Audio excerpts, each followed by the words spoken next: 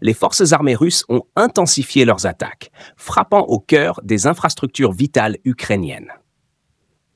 Ce mercredi 6 novembre, dans la matinée, une série de frappes russes a lourdement endommagé des installations stratégiques dans la région de Nikolaev, au sud de l'Ukraine. Selon Sergueï Lebedev, coordinateur du métro de la ville, une sous-station électrique et une base militaire ont été visées, perturbant gravement les communications et les réseaux d'approvisionnement en énergie. À la suite de l'attaque, l'électricité et l'Internet ont été coupés dans le village, plongeant une grande partie de la population dans l'obscurité et le silence. Abonnez-vous et partagez cette vidéo pour rester informé sur les dernières évolutions de la situation en Ukraine.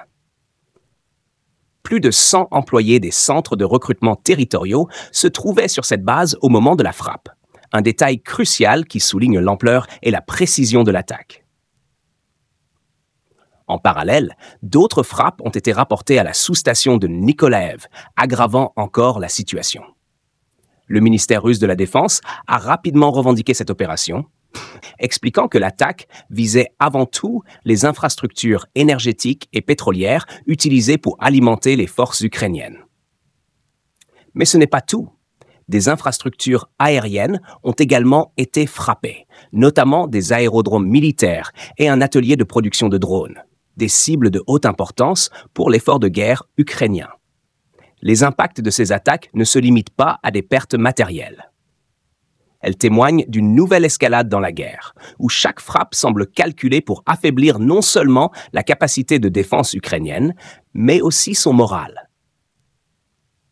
Alors que les forces russes resserrent leur emprise sur des secteurs stratégiques, la guerre se fait de plus en plus sentir sur le terrain, affectant directement la vie quotidienne des civils et des militaires ukrainiens. L'attaque du 6 novembre s'inscrit dans une série de frappes de plus en plus ciblées et dévastatrices, visant à couper les Ukrainiens de leurs ressources essentielles. C'est un message fort de la part de Moscou, un avertissement sans ambiguïté concernant la persistance de ces offensives. La question est désormais de savoir comment l'Ukraine, déjà fragilisée par de nombreuses attaques, va répondre à ces frappes qui touchent à la fois sa logistique, son approvisionnement énergétique et sa capacité à maintenir un front unifié.